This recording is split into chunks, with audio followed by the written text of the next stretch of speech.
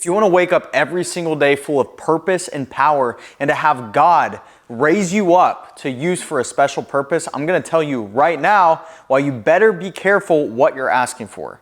See, here's the thing. So many people want to be anointed into a mission, into a certain purpose that God has over their life, but they really have no idea what they're asking for. And I can tell you this from experience.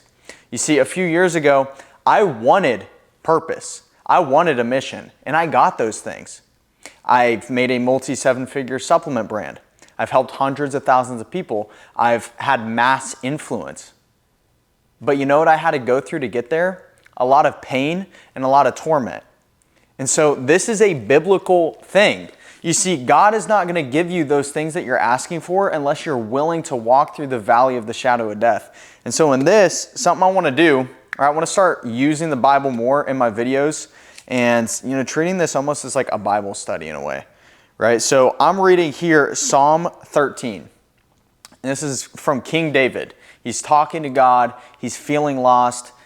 The entire world literally wants to kill him. Like his home that he grew up in, King Saul, right, is hunting him down, the king that he played music for to help soothe his demons, right? David was anointed by God to be king, yet he's literally being chased out of his own home. He's being chased out of the place he grew up, and reality does not match up with the promise that he was told, right? He's literally trying to just be alive. And so in Psalm 13, which I'm going to read to you, you can see the emotional situation David is in. He's struggling hard. He's struggling to keep the faith. He's struggling to hold on because there's nothing to hold on to outside of him. It's just God. The entire world is crashing down around him. But there's one thing that is not talked about when you're going through this enough.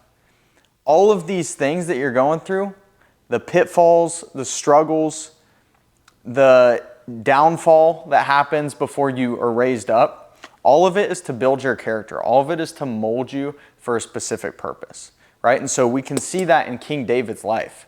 He's chased down for years and years, not just because people wanted to kill him, but because God uses every single thing for our good. He used it to mold him because he didn't just want David to be a king. He wanted to be someone who could keep the identity of king. He wanted someone who could keep the office of king and hold on to that power once he got there. He had to mold his character and make him reliant on God so that he wouldn't be reliant on the identity he was anointed for, because that's something we can all fall into, pride. We can think that, hey, God gave me this purpose, he gave me this mission, I'm good now. Nah, that's not how it works. You see, God doesn't want you to become self-reliant as soon as he gives you a blessing.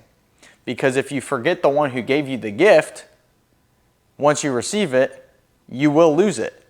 The most important thing is that you have a relationship that you keep in good standing with the giver of the gift, because he's the one who gave it to you in the first place. You can't do anything without him. So I'm going to read Psalm 13 here. This is David crying out. He's saying, "O Lord, how long will you forget me? Forever? How long will you look the other way? How long must I struggle with anguish in my soul, with sorrow in my heart every day? How long will my enemy have the upper hand?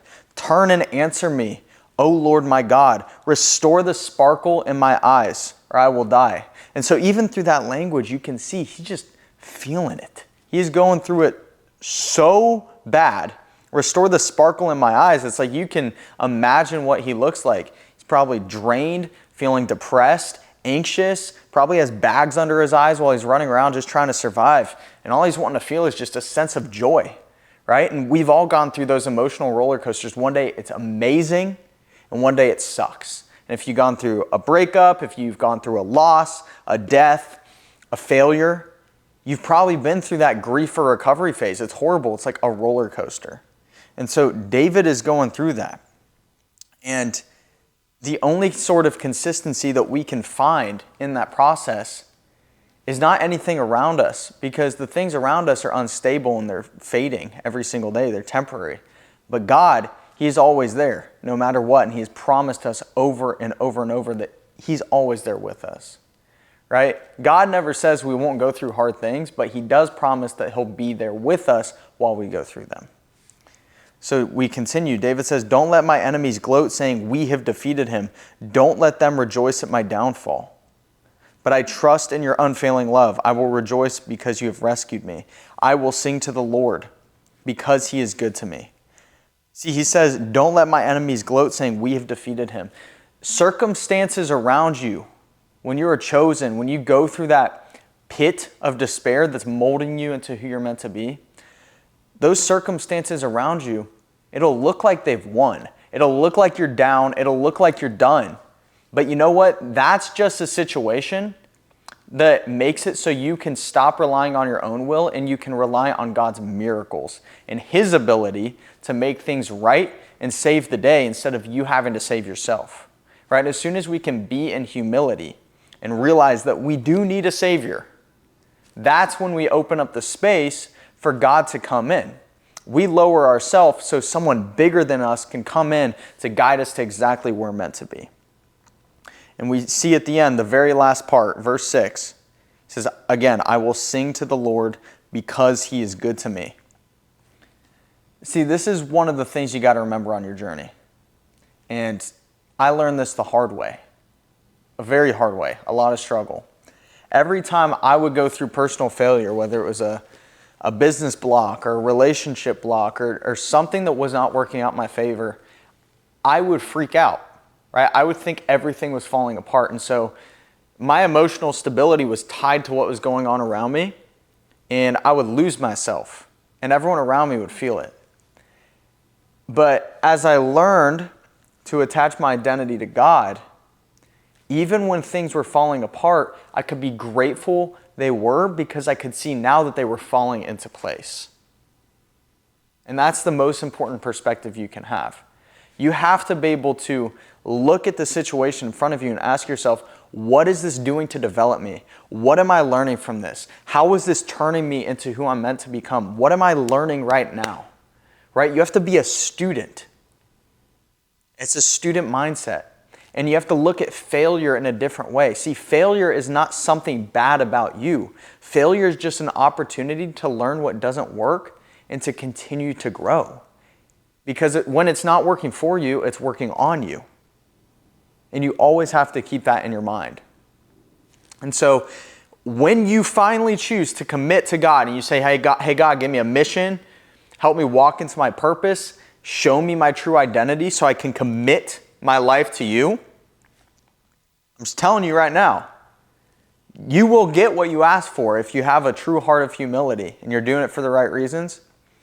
But also understand, you're going to go through challenges. You're going to go through obstacles.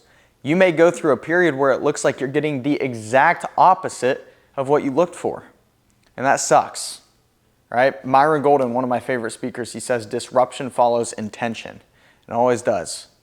There's always disruption because you have to clear space from the things that are not meant to be there so you can walk into truly what is meant to be there, what has always been there. It's just waiting for you to claim it, to surrender to it, to stop holding yourself back.